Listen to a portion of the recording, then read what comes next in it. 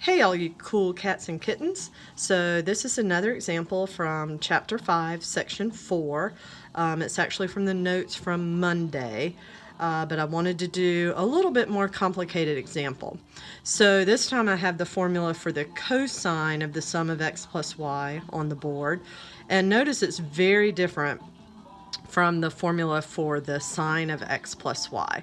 One big difference is this sign here in the middle is a minus, but also just notice the formula is very different. So you just have to pay attention to that. And as I stated in the notes, you're not going to have these formulas memorized.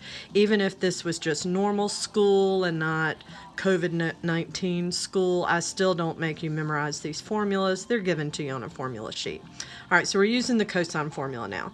So suppose we wanted the exact value of cosine of 37 pi over 12.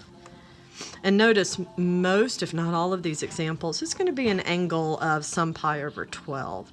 All right, so the cosine of 37 pi over 12, I will again just tell you that 37 pi over 12, we can add, let's see, which two angles do I want to add? How about 21 pi over 12 plus, let's see, that would leave me 16 pi over 12.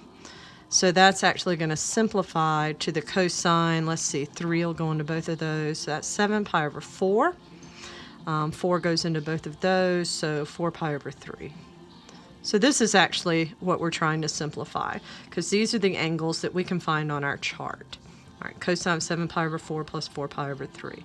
All right, so by the formula, this is going to be the cosine of 7 pi over 4 times the cosine of 4 pi over 3 minus the sine of 7 pi over 4 times the sine of 4 pi over 3. So our formula, we're using x and y, so this first angle is the x, the second angle is the y, and so that's where I've plugged in. So there's our 7 pi over 4 is the x, 4 pi over 3 is the y. Okay, so now we've got a little bit more work to do to find these answers. We need to think about quadrants, and we need to think about reference angles. So for 7 pi over 4, I'm going to come over here. 7 pi over 4, everyone knows that is in quadrant, well, let's see, 7 pi over 4 is 1 3/4 pi, so that's quadrant 4. In quadrant 4, since cosine is first in my formula, in quadrant 4, the cosine is going to be positive and the sine is going to be negative. Remember our little, all students take calculus. Okay, that's where I'm getting cosine is positive in the fourth quadrant, sine is negative. For my angle 4 pi over 3, 4 pi over 3, that's 1 1/3 pi. So that's in quadrant 3. In quadrant 3, both cosine and sine are negative, because in quadrant 3, it's tangent that is positive. So cosine and sine are negative. Our reference angles for 7 pi over 4, our reference angle is just pi over 4. 4 pi over 3, our reference angle is pi over 3. All right, so we're going to remember all this information when we evaluate all of these trig functions. So the cosine of 7 pi over 4, well, my reference angle is pi over 4, so it's the square root of 2 over 2. And since we're in quadrant 4, my cosine is going to be a positive square root of 2 over 2. A lot of work going into that answer, but this is all of it broken down. Cosine of 4 pi over 3. So now I'm looking at my angle 4 pi over 3. So since in quadrant 3, this answer is going to be negative. My reference angle is pi over 3. The cosine of pi over 3 is 1/2. So this gives me negative 1/2.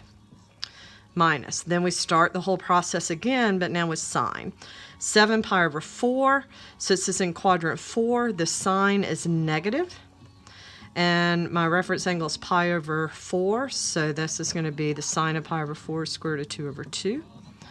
4 pi over 3, we're in quadrant 3, sine is again going to be negative. Reference angle is pi over 3, the sine of pi over 3 is the square root of 3 over 2. Whew.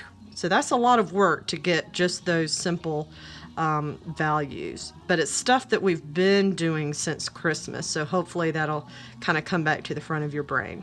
Now we do our basic multiplication of fractions. Nothing cancels, so I'm going to multiply straight across. A positive times a negative, that's going to be negative square root of 2 over 4. One of the main mistakes students will make is they'll leave that same denominator. But remember, we're multiplying, so that needs to be a 4. Then we have minus a negative times a negative, so ultimately that is going to be minus. And now we can multiply our numerators. That's going to be the square root of 6.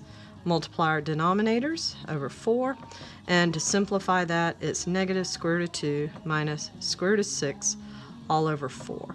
So that's 2 examples that will help you from the homework for Monday that's actually due today, which is Tuesday is when I'm recording this. So if you're having some troubles, hopefully this will help. If not, my office hours are going to be tomorrow starting at 11 a.m.